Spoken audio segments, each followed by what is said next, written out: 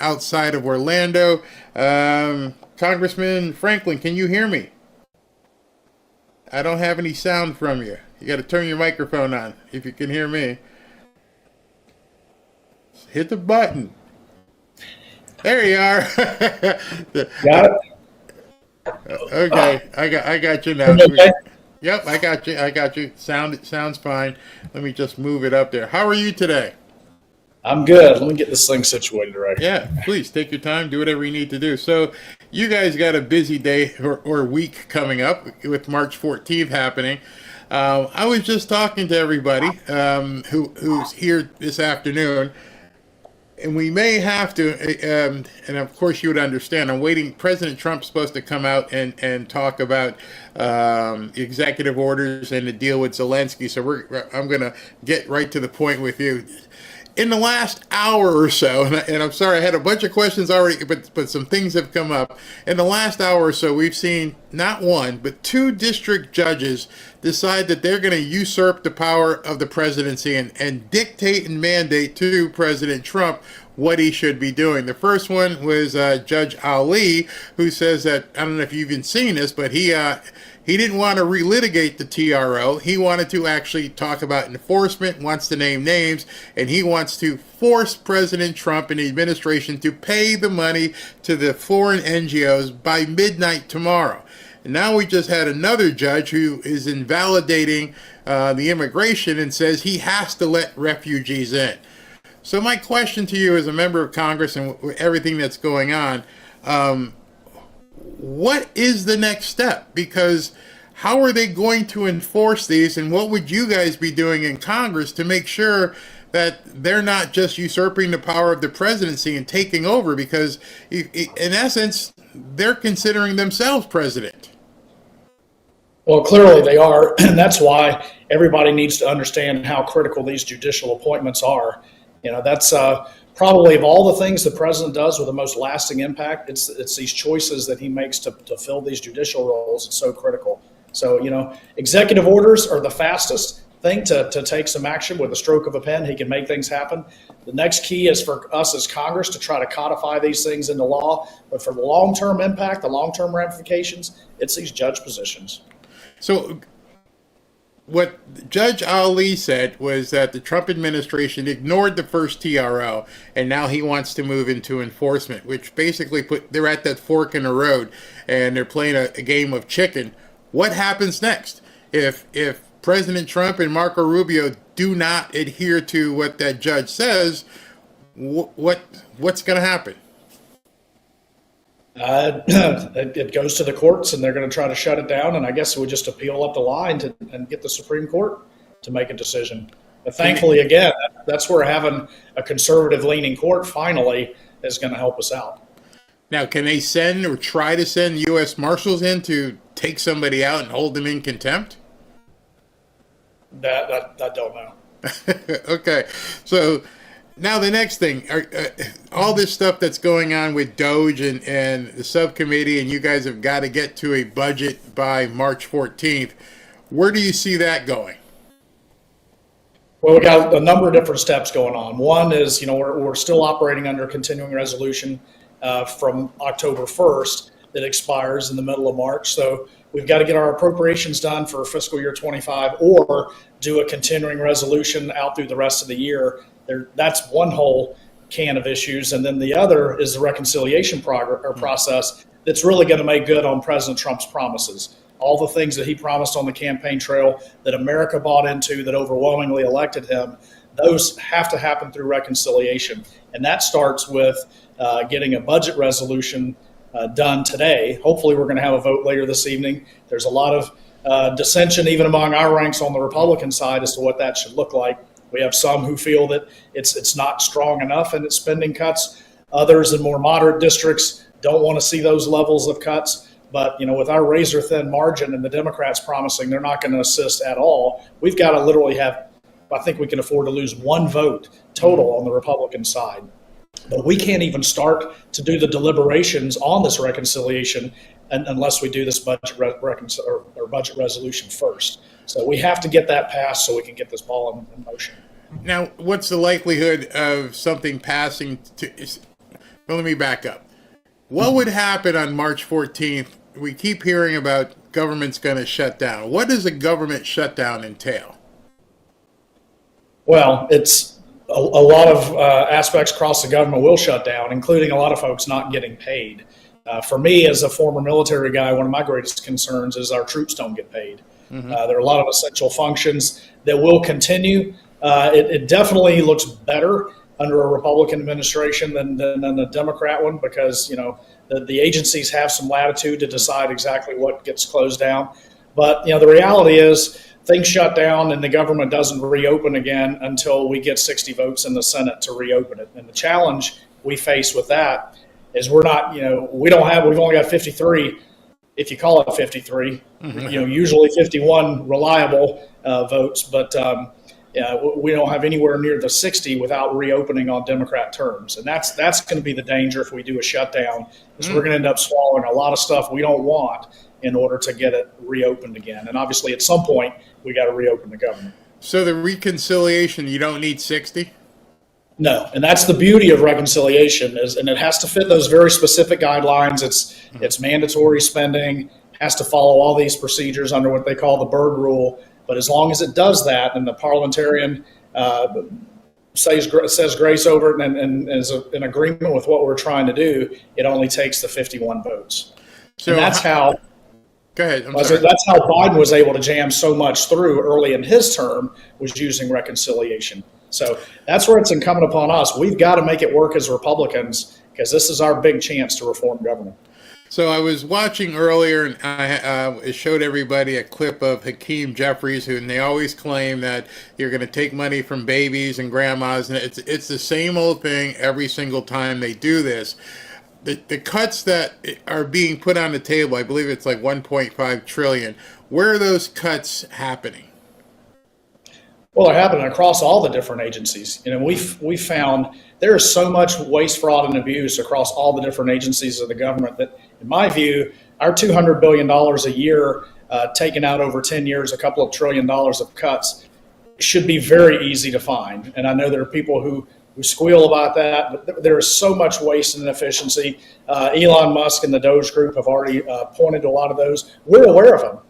We just need to take advantage of this opportunity to make those cuts. So if those cuts happen, because you know how they're going to run to the microphones and television cameras, and they're going to continually say babies and poor people and everything else.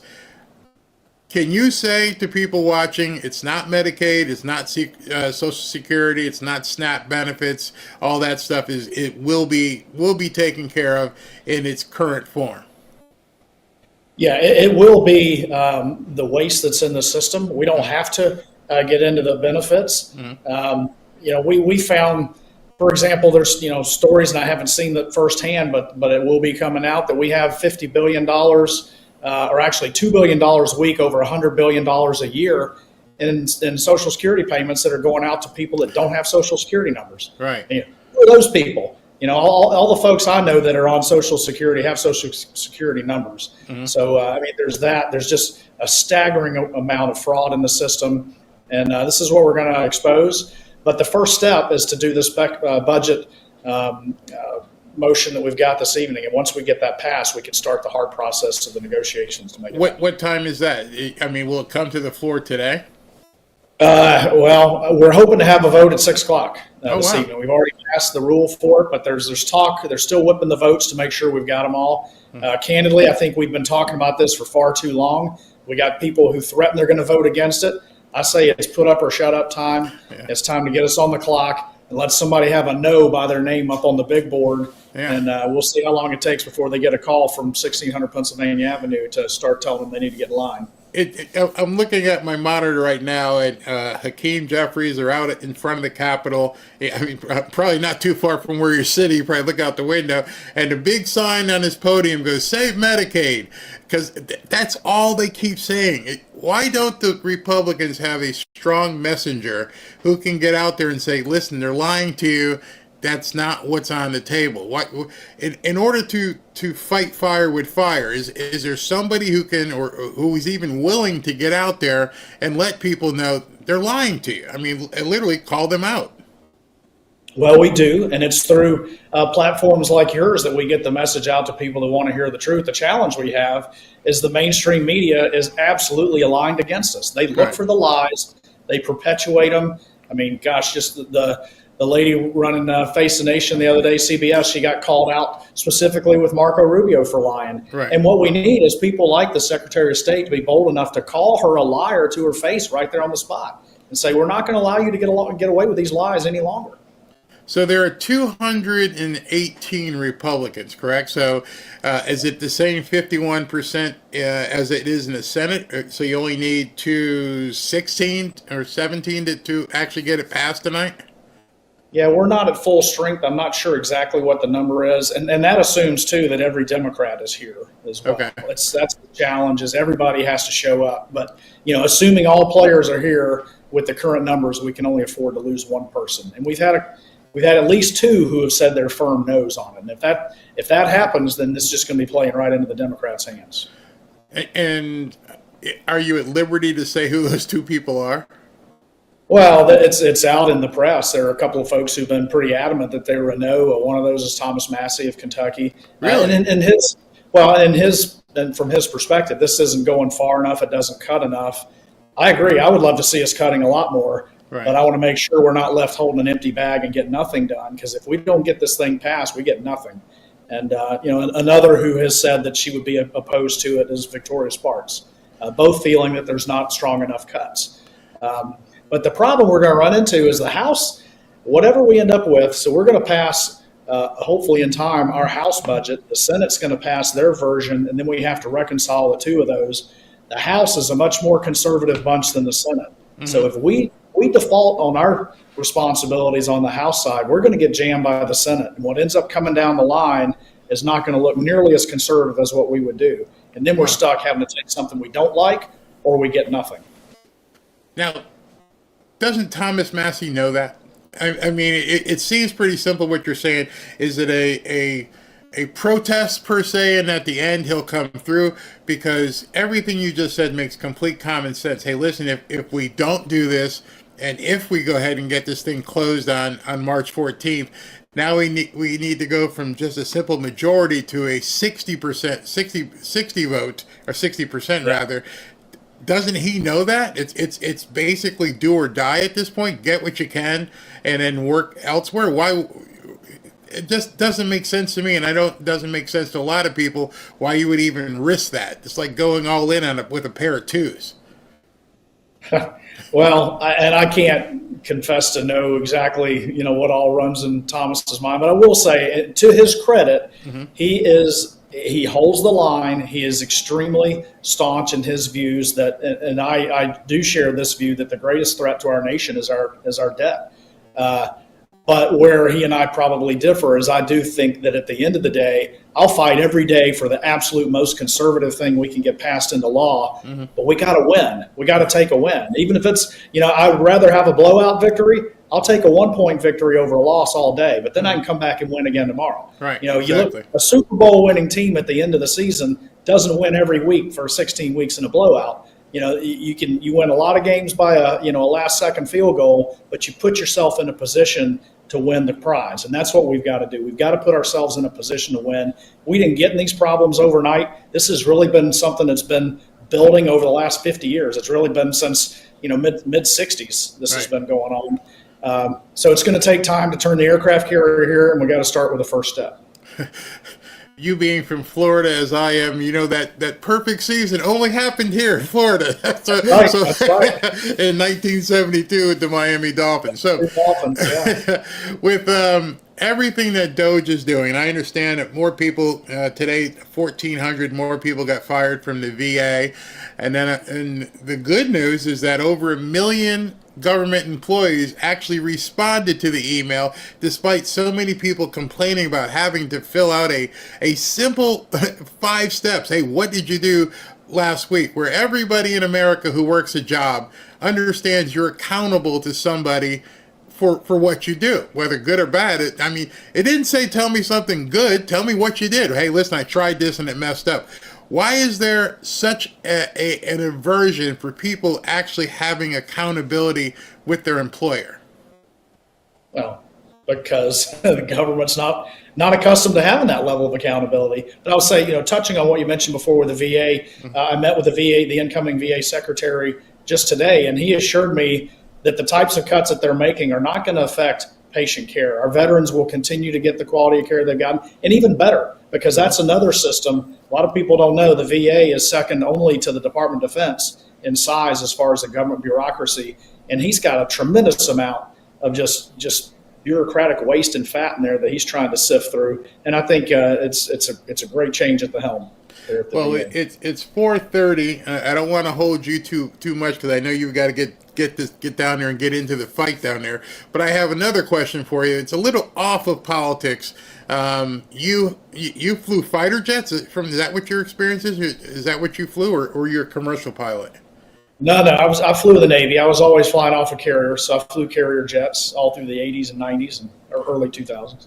What the heck is happening in the air today? I mean, I don't know if you saw, but we all watched it. I had it live and I clicked on it. I don't know if you've seen it, but a Southwest airline flight was coming in, and somebody with a smaller jet was cutting in front of him on the runway. The guy did a touch and go, which I mean, how hard is that to do as a pilot? And more importantly, how is this stuff happening so often?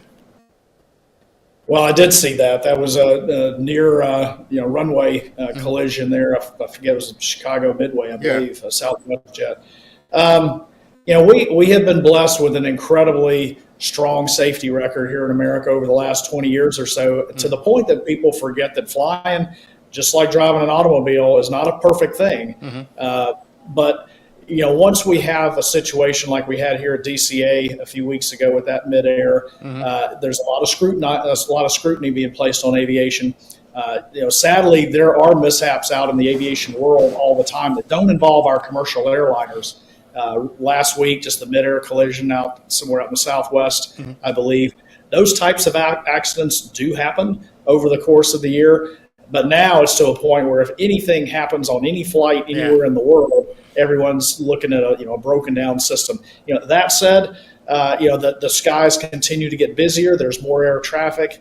We've got archaic computer systems that the FAA has. It's not for a lack of money. We have sent a lot of money to the FAA that I'd be curious to see the money trail on where that's gone. But we need to be upgrading those systems, and we need quality air traffic controllers. Having been a career aviator, you're literally putting your lives in the hands of those air traffic controllers, and it's a job where perfection is the only standard. How hard of a maneuver was that for that Southwest pilot to do, the touchdown and take back off? Is that something you guys, I know obviously landing on an aircraft carrier, you probably had to practice it often. That just looked amazing to me. Maybe it was just me and my fantastic look at it and going, oh my God, he landed and took right back off. How hard is that? Well, it all depends on when that happens. Now, unlike the aircraft I flew, those commercial airliners are much heavier. And so a lot's going to depend on how much time that pilot has to go to full power, get the thrust back up again, and get the altitude to climb away. So I haven't heard the tapes yet, the transcript of the recordings, whether the pilot saw that and took his own initiative to do the go-around, or if he was called to make the go-around and then took it. But, that was very close to being a huge disaster. Unbelievable. Last question, and I'll let you go. You're here in Florida, so it's a little intrinsic question just for us down here. Is Byron Donalds going to be our next governor, do you think? That's a tough question. I think I would never bet against anyone who has the support of Donald Trump. Yeah. So, having the president come out in support of Byron recently, I think that's strong. There's a lot that can happen in politics in between now and then. If anything, all the dialogue around this just speaks to the blessing of we're so blessed with a rich talent pool of strong conservatives in Florida. I would stack our top 5 in Florida up against just about any other state out there, and that's why our state of Florida really sets a standard for so much of the rest of the country. I mean, I saw Ron DeSantis came out a couple of days ago. Now he wants to get rid of property tax, which would be a home run down here. I mean, you in Lakeland, real estate would just go off the charts if we were able to get rid of property tax as well. I said last question, but now talking about Ron, I have another one. What, is he going to look to run against JD in 2028, or what do you think is in store for Ron DeSantis? I don't know. That's more than an eternity away. But I hope he stays engaged. I think he's been a fantastic governor, and I know he's Yeah. got a lot more to offer folks. So wherever that is, I'm looking forward to seeing where he lands next. All right, Scott, Mr. Congressman Franklin, thank you very much for your time. Go ahead and roll up your sleeves, take off the jacket, and get down there and get in the fight. We got to get this done. Right. All right. Thank you. All Good right. being with you. Thank you very much. All right, everybody. That